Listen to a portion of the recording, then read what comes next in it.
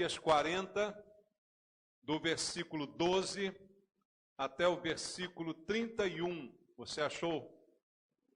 A palavra de Deus diz assim: quem na concha de sua mão mediu as águas e tomou a medida dos céus a palmos?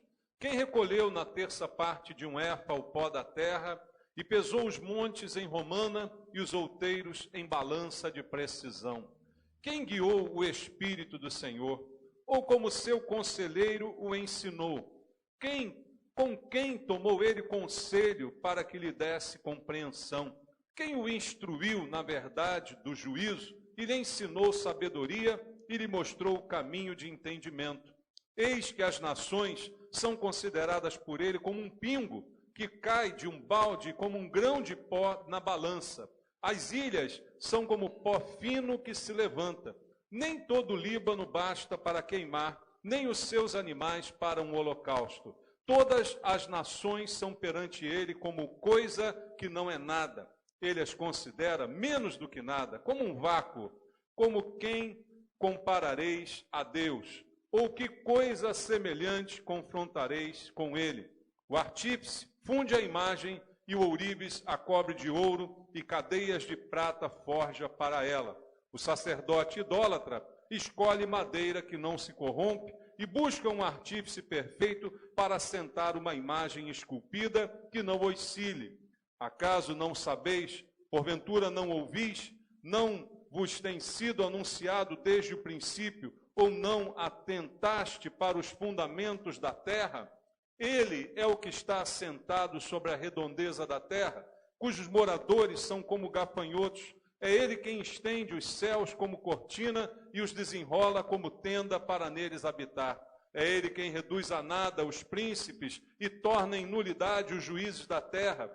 Mal foram plantados e semeados, mal se arraigou na terra o seu tronco, já se secam, quando um sopro passa por eles, e uma tempestade os leva como palha. A quem, pois, me comparareis, para que eu lhe seja igual? Diz o Santo: levantai ao alto os olhos e vede. Quem criou estas coisas? Aquele que fez sair o seu exército de estrelas, todas bem contadas, as quais ele chama pelo nome, por ser ele grande em força e forte em poder, nenhuma só vem a faltar. Porque, pois, dizes, ó Jacó, e falas, ó Israel, o meu caminho está encoberto ao Senhor, e o meu direito passa despercebido ao meu Deus. Não sabes, não ouvistes, que o eterno Deus, o Senhor, o Criador dos fins da terra, não se cansa, nem se fadiga, não se pode esquadrinhar o seu entendimento, faz forte ao cansado e multiplica as forças ao que não tem nenhum vigor. Os jovens se cansam e se fatigam, os moços de exaustos caem, mas os que esperam no Senhor renovam as suas forças, sobem com asas como águia, correm e não se cansam, caminham e não se fatigam. Amém. Senhor Jesus, tua palavra mais uma vez é lida entre nós e há mais uma oportunidade essa noite para nós ouvirmos a tua voz. E aquilo que queremos e precisamos é a voz do Senhor. Nenhum de nós veio aqui ouvir homens com suas doutrinas, histórias, filosofias. É isso que não queremos, Pai. O que precisamos é a palavra que sai da tua boca. Aquela que é poderosa, que é viva, que é alimento, que muda e transforma a nossa vida, enche o nosso coração de fé e nos dá um caminho para trilharmos na tua vontade. Que essa palavra nos seja revelada esta noite e que a minha vida seja um instrumento em tuas mãos. Para isso eu me entrego ao Senhor e peço a tua unção, o poder do Espírito Santo para ministrar de acordo com a tua vontade e a palavra possa tocar em cada coração essa noite. É o que te peço em nome de Jesus. Amém. Podem sentar, irmãos.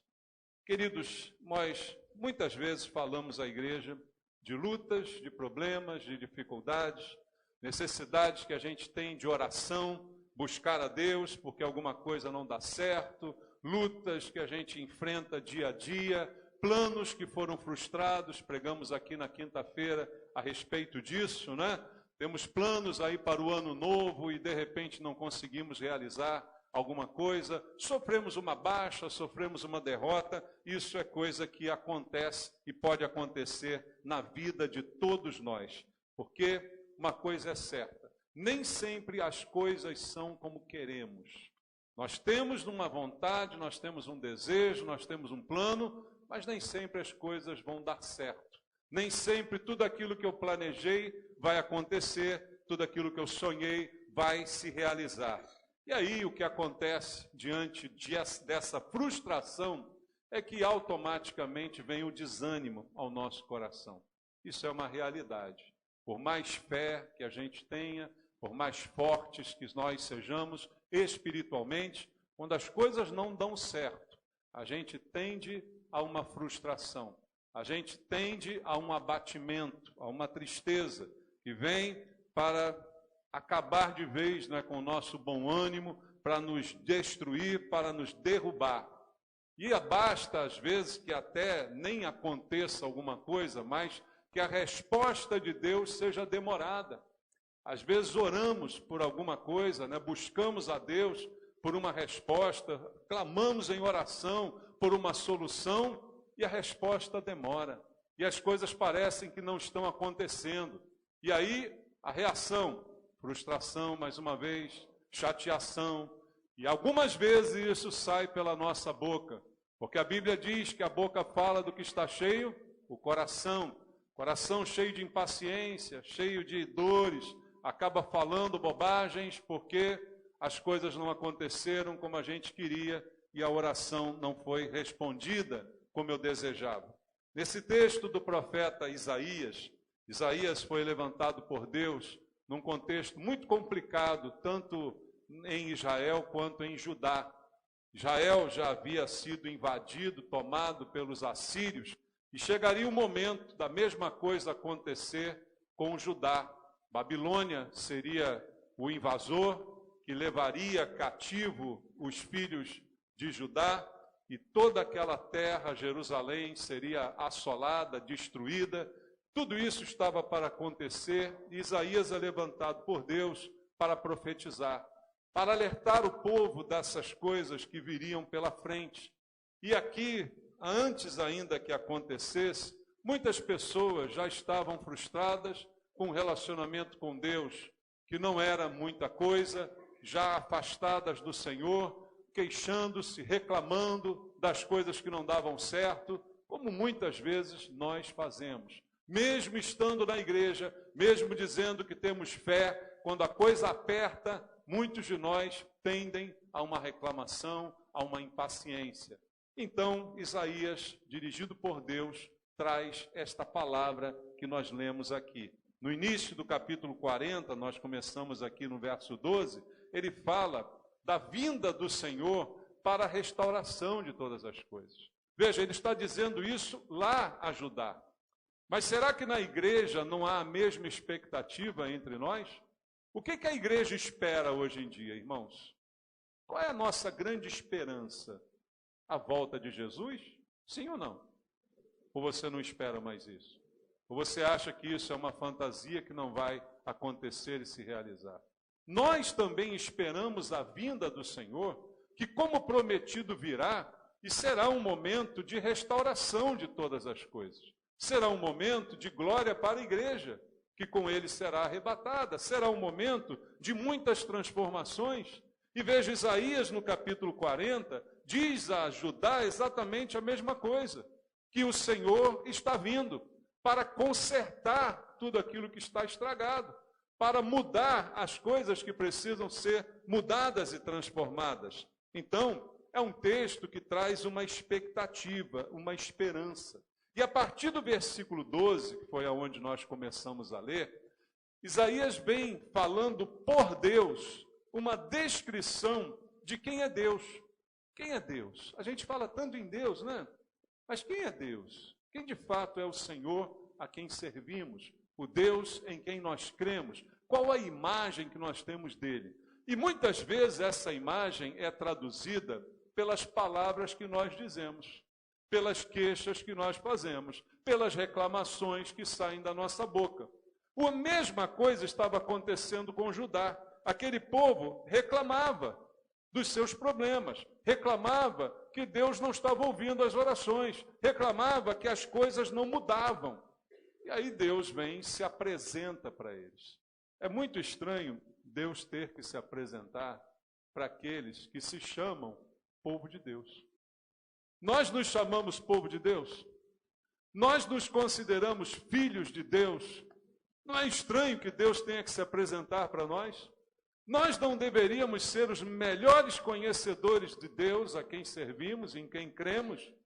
Mas às vezes parece que isso não é verdade. Deus precisa se apresentar para a gente, porque a nossa fala, o nosso comportamento, as coisas que a gente diz, não estão batendo, não estão combinando com quem é o nosso Deus.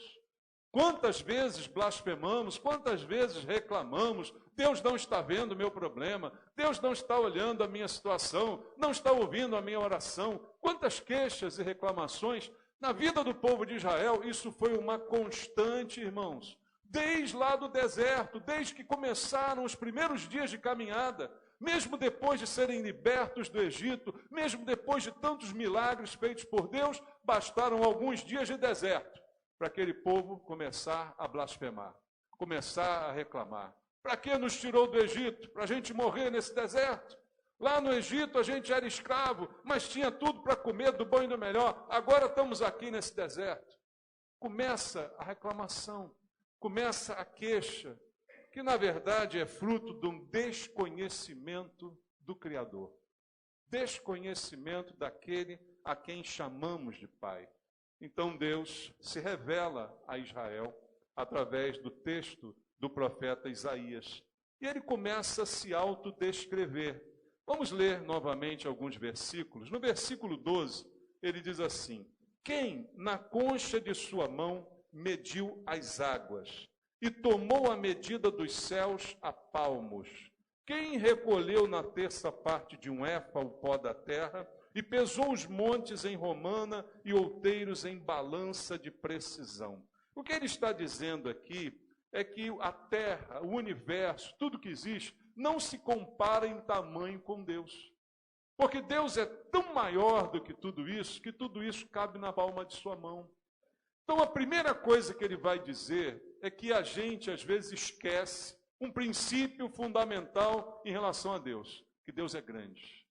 Nosso Deus é grande, nosso Deus é poderoso. Você crê nisso? Então, por que reclamamos tanto?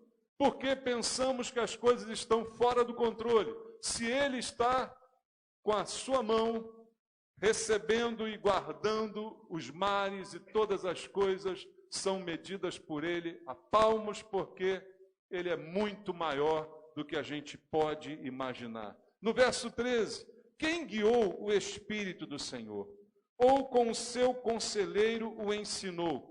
Com quem tomou ele conselho para que lhe desse compreensão? Quem o instruiu na verdade do juízo e lhe ensinou sabedoria e lhe mostrou o caminho de entendimento?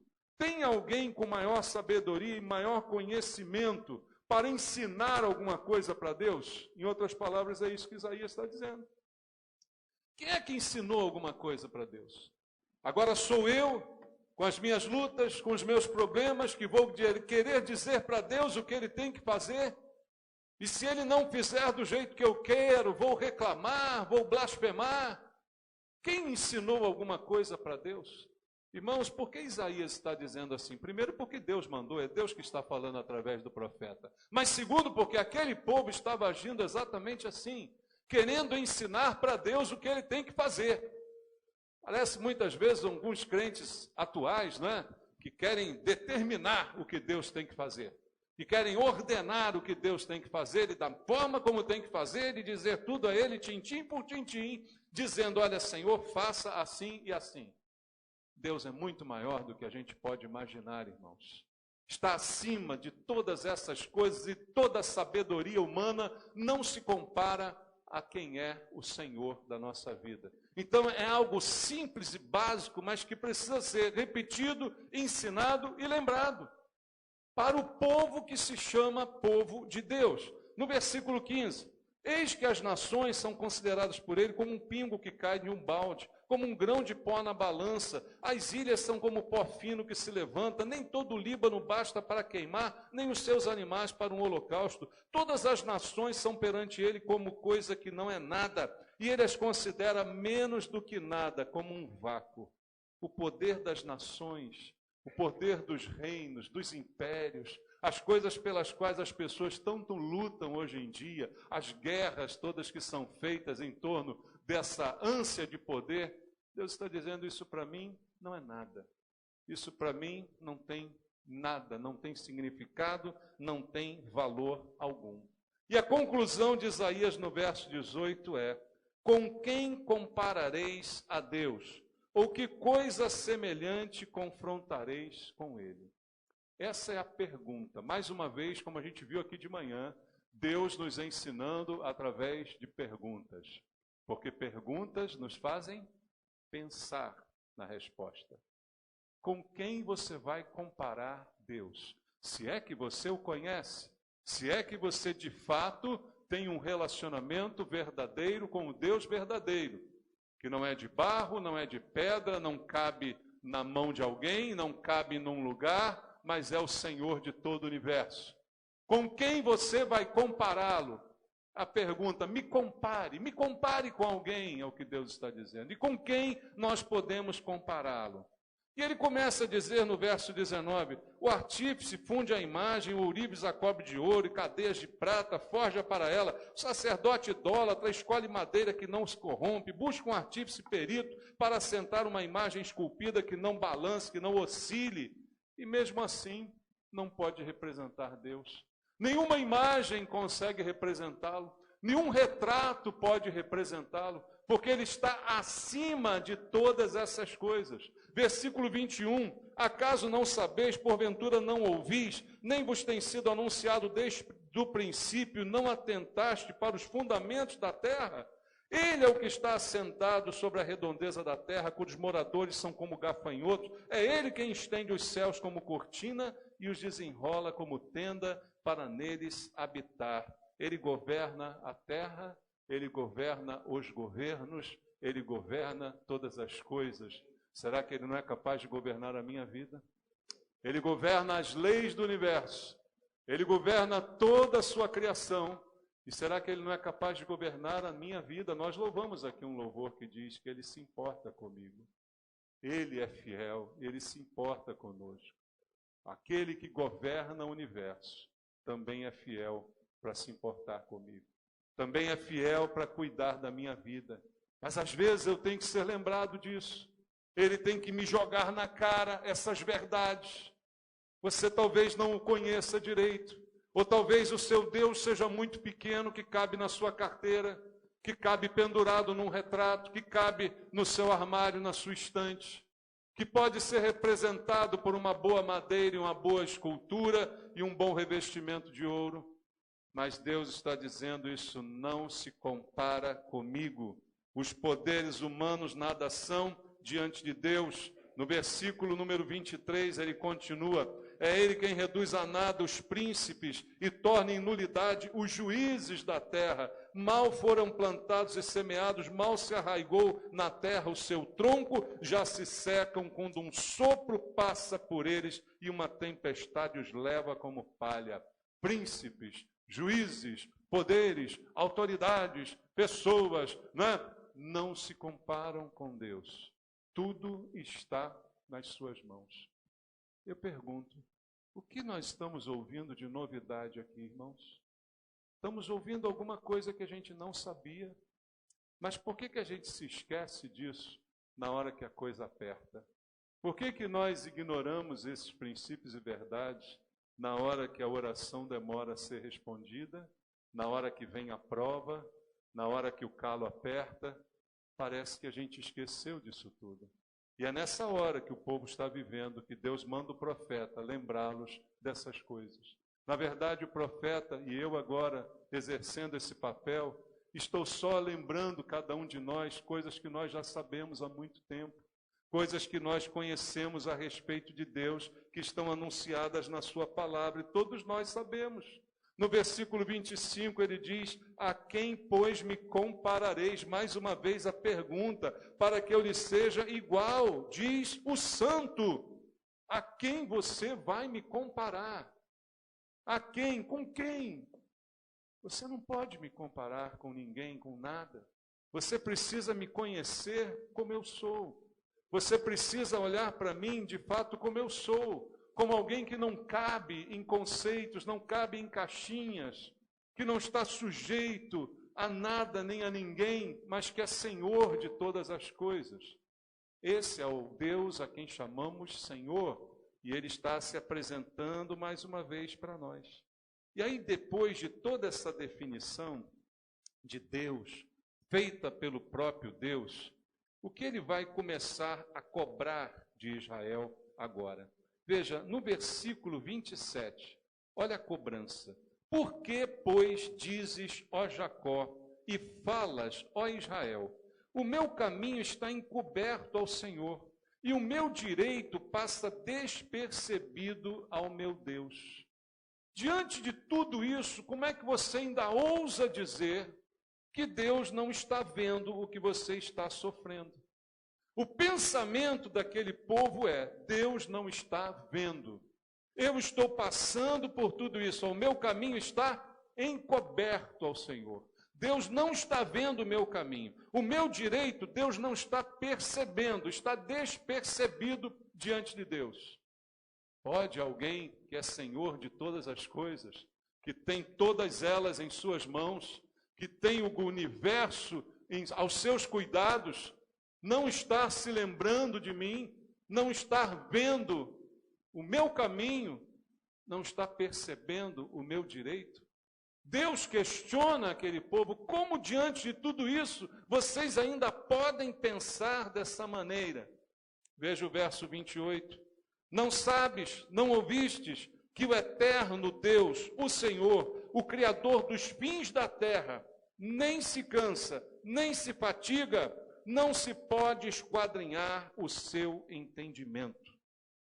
Aquele povo chegou a um ponto, como alguns de nós podemos chegar, de achar que Deus está cansado, de achar que Deus não está olhando para mim, que Deus não está vendo o meu problema, que Deus não está ciente daquilo que eu estou sofrendo, não está vendo a minha dor, nem a minha angústia. Porque Deus simplesmente deve estar cansado, já deve ter muita coisa para fazer, não vai se preocupar comigo, não vai atentar para o meu problema. É isso que aquele povo estava pensando. E a resposta de Deus foi: você não sabe que o teu Criador não se cansa?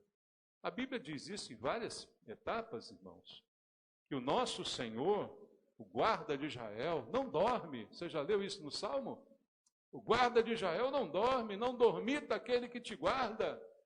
Ele não se cansa, ele não tira férias, ele não te deixa sozinho nem um minuto. Jesus disse: eis que estou convosco todos os dias até a consumação dos séculos. Você acredita ou não nessa palavra? Você crê e confia no Senhor Jesus, ou você desconfia que ele estava mentindo ou animado demais quando disse isso? Ele está conosco todos os dias até a consumação dos séculos. Ele não tira férias, ele não dorme, ele não se distrai. Todas as coisas, a Bíblia diz, estão sob os olhos do Senhor. Os olhos do Senhor passeiam sobre toda a terra, contemplando bons e maus. Você já leu isso na Bíblia? Ele está vendo o seu problema. A primeira coisa que eu tenho que começar a entender, para que eu possa começar a superar em Deus as minhas adversidades, é saber com toda certeza que eu não estou sozinho nesse barco. Deus está comigo. Deus está olhando o meu problema. Ele não passa despercebido ao Senhor. Ele está vendo o que eu estou sofrendo. Ele não tirou férias, ele não está distante, ele está comigo como ele prometeu. E ele é tão grande, ele é tão poderoso, que eu do lado dele não preciso temer coisa alguma. Porque não há trama que os homens possam levantar contra mim. Não há problemas que sejam demais para o meu Deus solucionar. Então, apesar de todo o sofrimento, eu posso manter a calma. A calma de quem crê que Jesus está comigo. Quando Jesus estava no barco com seus discípulos, ele dormia na proa do barco. Os discípulos ficaram desesperados quando começou uma tempestade. O que Jesus disse em primeiro lugar quando foi acordado por eles? Homens de pequena fé, por que vocês mesmos não repreenderam essa tempestade? Eu estou aqui no barco, eu estou com vocês. Ah, mas está dormindo. Deus não dorme, irmãos. Deus está sempre vigilante. Tua vida está sob os olhos de Deus. Deus tem os olhos sobre você. Deus cuida de nós, como a palavra de Deus promete. É promessa do Senhor. Minhas ovelhas estão nas minhas mãos. Ninguém as arrebatará das minhas mãos. O céu, a terra, o universo estão nas mãos do Senhor. Ele é poderoso para controlar todas as coisas, para ouvir todas as orações ao mesmo tempo, para cuidar de todas as vidas daqueles que são seus ao mesmo tempo. Porque ninguém pode esquadrinhar o seu pensamento, ninguém pode limitar a sua ação, porque Ele é ilimitado, Ele é todo-poderoso, onipresente, onisciente, sabe de todas as coisas e está em todos os lugares ao mesmo tempo. Esse é o meu Deus. Esse é o seu Deus. Então eu creio que você pode confiar nele. Eu creio que você não precisa ficar como aquele povo dizendo: Deus esqueceu de mim. Ah, eu oro e nada acontece, nada dá certo. Sabe o que Deus está dizendo para eles? Está dizendo: meu povo, olha para mim. Olha para mim. Antes de olhar para o seu problema, olha para a minha grandeza. Olha para o meu resplendor. Olha para como eu domino todas as coisas. Você crê ou não crê que eu sou o Criador? Você crê ou não crê que eu criei e não fui criado por ninguém? Você crê ou não que o universo está sob o meu controle? Então, simplesmente, olha para mim. Veja como eu sou o seu Deus. Deus forte e poderoso. Como Israel várias vezes declarou em salmos, em poesias. Mas uma coisa é a gente cantar. Outra coisa é a gente viver, irmãos. Por isso há uma desassociação entre muitas vezes o que falamos e o que vivemos. Muitas vezes a gente canta, declara a força de Deus, mas na hora que a coisa aperta, a gente vive como se Deus não fosse forte. E é isso que está atrapalhando a caminhada de muitos de nós. E Deus está dizendo: olha, eu estou acostumado com grandes coisas.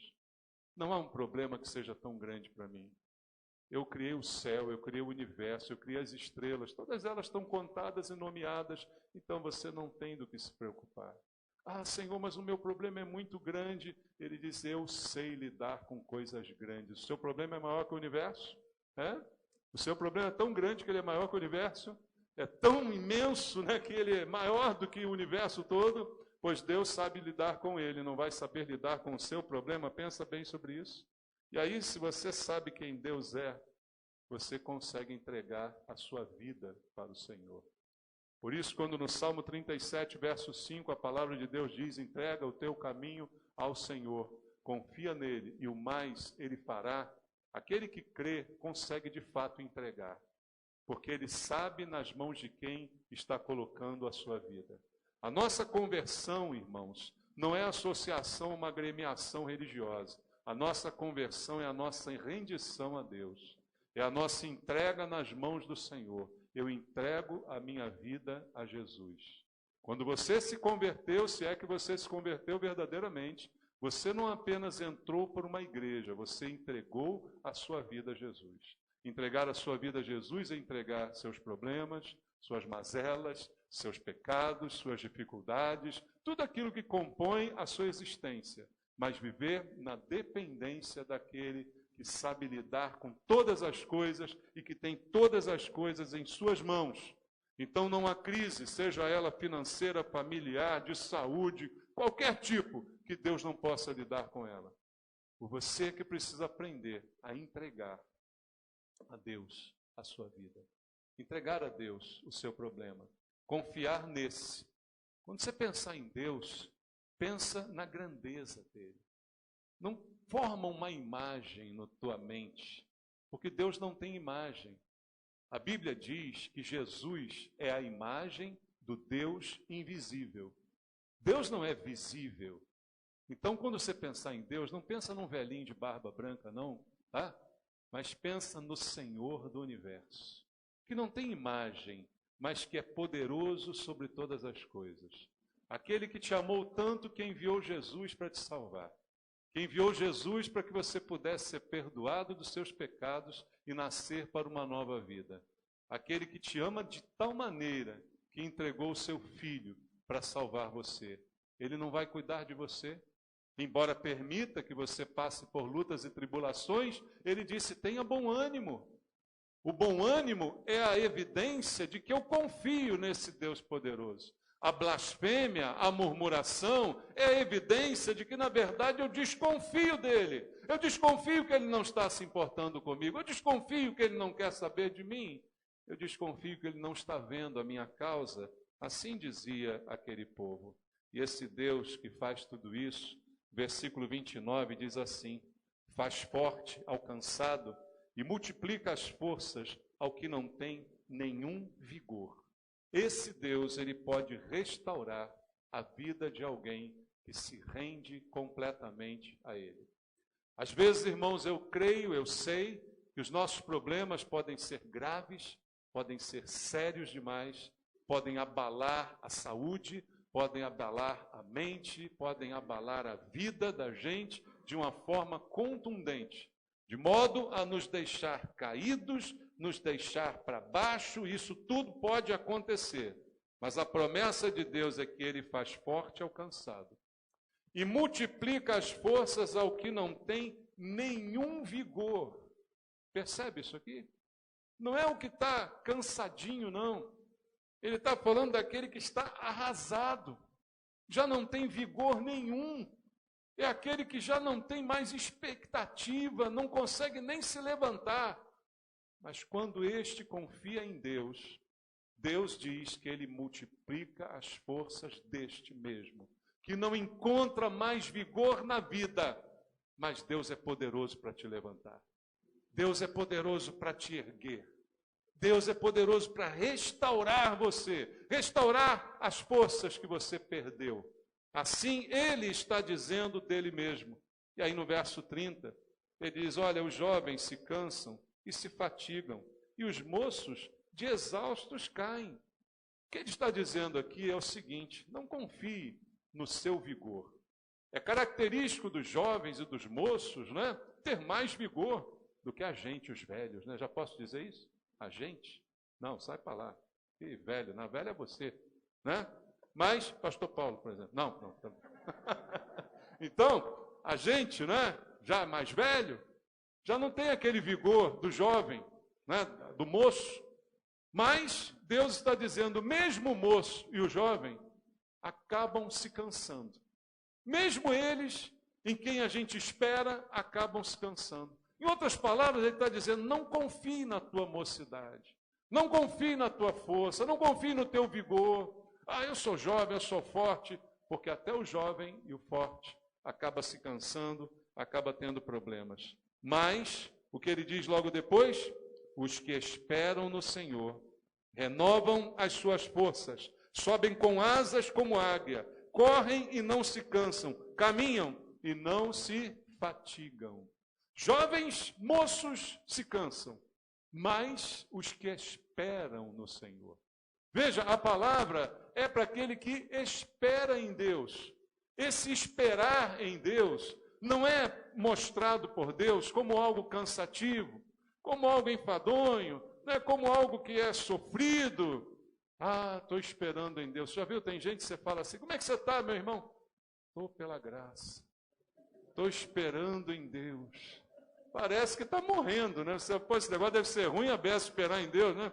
E o cara fala com a cara dessa, poxa, deve ser horroroso, né? Meu Deus, Deus me livre de esperar em Deus dessa forma. Mas não é isso que Deus está dizendo. Ele diz que aquele que espera nele, ele corre, não se cansa. Ele caminha, não se cansa. Porque ele sobe com asas como águia. Ele voa. Ele tem uma renovação espiritual muito grande. Então, esperar em Deus não é uma coisa de quem não tem mais nada para fazer. Não é a última esperança de um condenado. Então, eu espero em Deus. Não. Esperar em Deus é renovação, irmãos.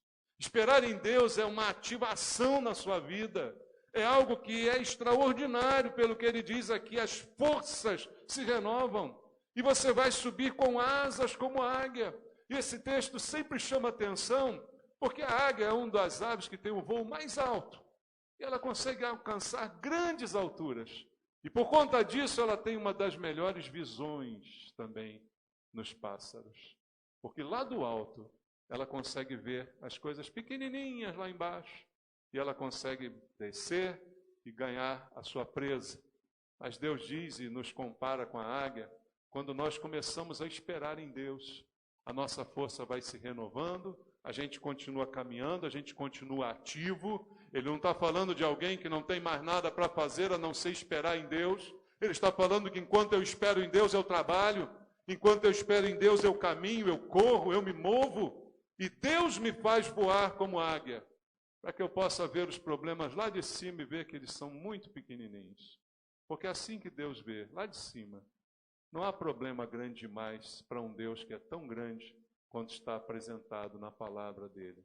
Se você crê nesse Deus tão grande, você pode descansar. E esse descanso no Senhor vai te dar forças para trabalhar, vai te dar forças para correr e para caminhar. Mas primeiro, você tem que conhecer esse Deus. Em primeiro lugar, você tem que conhecer de fato quem é Deus. Muda a tua ideia sobre Deus, porque Deus é esse que a palavra de Deus está apresentando para nós. Amém? Que Deus te abençoe. Vamos orar? Vamos falar com Deus? Eu queria também essa noite orar por você, para que nesse início de ano, essa palavra se cumpra na sua vida, que haja uma renovação das suas forças, que na espera em Deus você seja renovado. Se há alguém essa noite que precisa receber essa oração, vem aqui à frente para a gente orar juntos. Renovação da tua vida espiritual, renovação das tuas forças, do teu corpo, renovação da tua mente. Peça a Deus agora que Ele te mostre, como mostrou essa noite, quem Ele é. E agora que você tem uma visão de Deus correta, agora você vai dizer assim: eu confio no meu Deus. Eu creio nesse, para quem tudo é possível. Eu creio nesse que, mesmo sendo tão grande, Ele se importa comigo. Ele me vê, Ele vê a minha dor, vê o meu problema, Ele sabe aquilo que eu posso ou não suportar, mas Ele é grande. E eu tenho que vê-lo como esse Deus todo-poderoso, para que eu possa descansar esperando nele. E à medida que eu espero, Ele renova as tuas forças. E é isso que eu vou pedir por você essa noite. Nós vamos orar juntos. Deus, renova a força dos meus irmãos. Renova, Senhor. Dá força àquele que está cansado, Pai. Renova o ânimo daquele que está abatido, Senhor. Que eles possam agora caminhar, correr, não se cansar. E que o Senhor possa fazê-los voar como águia, para verem lá de cima o quão o Senhor é grande e quão são pequenos os problemas diante da grandeza de Deus. Que a fé possa crescer no coração de cada um dos meus irmãos aqui. Renova, meu Deus, renova a fé, renova a vida espiritual, Pai. Renova a confiança para com Deus, para que nada nem ninguém possa abalar, nem o medo possa abalar. Porque os teus filhos creem e confiam no Deus, que é todo-poderoso. E que esse Deus possa guardar o coração de cada um. Renovando, meu Pai, em nome de Jesus. Renova teus filhos, em nome de Jesus.